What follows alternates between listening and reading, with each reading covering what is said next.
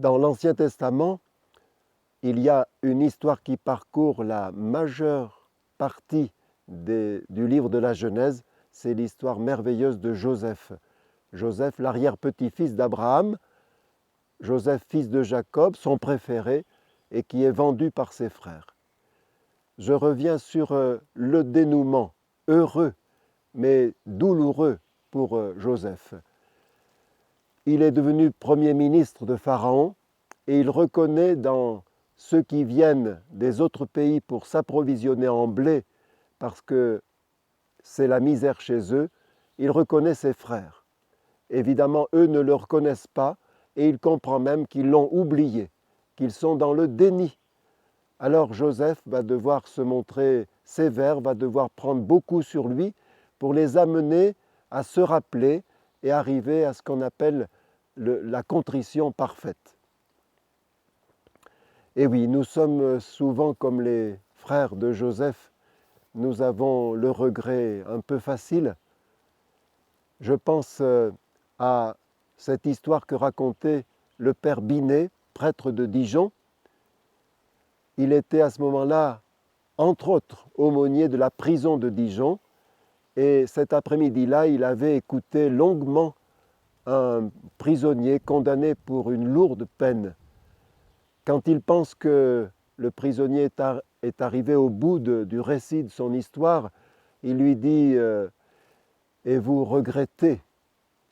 Et le prisonnier lui dit « Oh oui, je regrette, c'était le bon temps. » Son regret était vraiment très très léger, peut-être un peu comme dans ce sketch de Fernand Reynaud, le comique dont on ne parle plus beaucoup mais qui a eu son heure de gloire.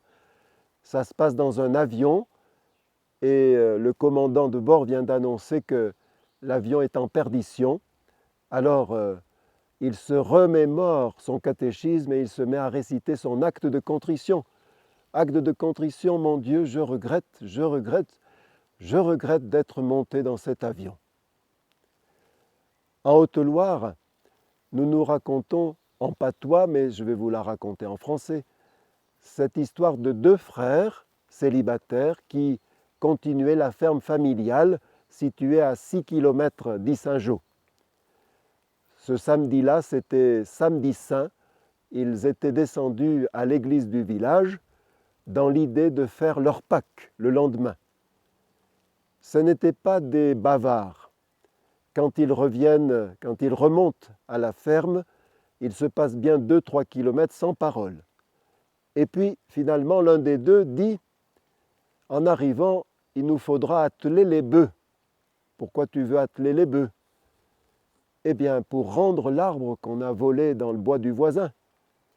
Parce que quand je me suis confessé, j'ai dit « J'ai volé un arbre. » Et le père m'a dit « Mais il était gros cet arbre. » Alors j'ai ouvert mes bras et par la grille du confessionnal, il a vu le diamètre. Et il m'a dit « Ah ben, il était très gros. Je ne peux pas vous donner l'absolution si vous ne me promettez pas que vous le rendez. Alors j'ai promis, il faut le rendre. Mais dis donc, toi, si tu t'étonnes qu'il faille rendre l'arbre, c'est que tu t'es pas confessé. Et si, je me suis bien confessé. Oui, ben alors tu n'as pas dit ce péché. Et si, je l'ai bien dit. Et quand le curé m'a dit, mais il était gros cet arbre, oh, je lui ai fait voir à peu près comme ça. Je l'ai fait passer par la pointe. Oui, nous serons toujours très habiles à présenter nos péchés à notre avantage ou à nous victimiser même, à amoindrir notre responsabilité. On raconte aussi que quelqu'un se confessait d'avoir volé une corde. Et le père curé, pour évaluer l'importance du péché, lui dit « Elle était longue cette corde ?»« Oh, à peine 1,50 m. Bon, ce n'était pas une longue corde. Et elle était neuve. Oh non, elle était vieille. Ah oui, ben, ce n'est pas un très gros péché. Oui, mais mon père, ça m'ennuie quand même. J'ai volé cette corde, ça m'ennuie. Mais enfin, qu'est-ce qui vous ennuie tellement? Eh bien, c'est-à-dire que au bout de la corde, il y avait une vache. Oui, voilà, si le prêtre vous questionne un peu, ça n'est pas par curiosité, mais c'est pour aider à identifier vraiment le péché pour en être vraiment libéré. Alors on pourrait dire que, de même que Joseph a permis à ses frères de prendre conscience de leurs péchés, de mûrir leur contrition, nous avons comme ça une palette de regrets. Je dirais d'abord le noir, c'est le sentiment de culpabilité. On se mord, on se remord, on se re-remord. C'est le remords de Judas. Judas s'est repenti quand il s'est rendu compte qu'il avait versé le sang d'un juste. Il est allé rendre l'argent qu'on lui avait donné pour sa trahison, mais il est allé se pendre. Au lieu de se pendre, il aurait mieux fait de se repentir, mais il a considéré que son péché était plus lourd que toute la miséricorde de Dieu. Il s'est enferré dans son orgueil. Ça, c'est le mauvais repentir. C'est le repentir qui vient du voisin du dessous, trop malin pour nous garder dans cette culpabilité morbide. Après, je dirais qu'il y a le gris, c'est-à-dire on regrette, mais vraiment du bout des lèvres. On m'a raconté l'histoire de cet homme célèbre qui avait été condamné par le juge à présenter ses excuses à celui qui l'avait offensé. Alors il a imaginé ce stratagème, je ne me souviens pas des noms, mais admettons qu'il ait offensé M. Martin. Un jour, il passe devant la porte de M. Martin, il toque à la porte, la servante ouvre la trappe et il dit simplement « Est-ce que je suis bien chez M. Dupont ?» Et la servante répond « Non, ici c'est chez M. Martin. » Et il dit alors « Oh, excusez-moi !» Et il a considéré qu'il avait présenté ses excuses.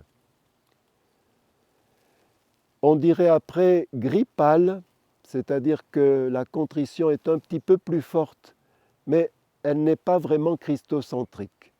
On regrette d'avoir blessé son image de marque, d'avoir nui à sa propre réputation. On regrette, oui, d'avoir blessé l'autre, mais on ne saisit pas vraiment la profondeur de la blessure causée. Et puis surtout, on ne saisit pas qu'on a blessé Dieu. Et puis, il y a le vrai repentir, c'est-à-dire la contrition parfaite.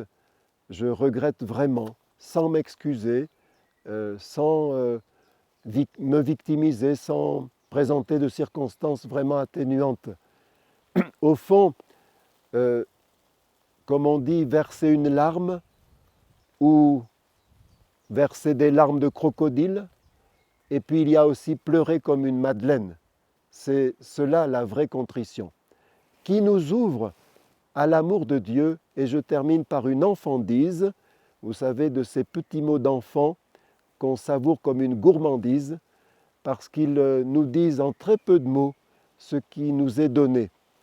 Cette petite fille avait été préparée à sa première confession. Vous voyez, c'est le genre de petite fille qui veut tout faire bien comme il faut.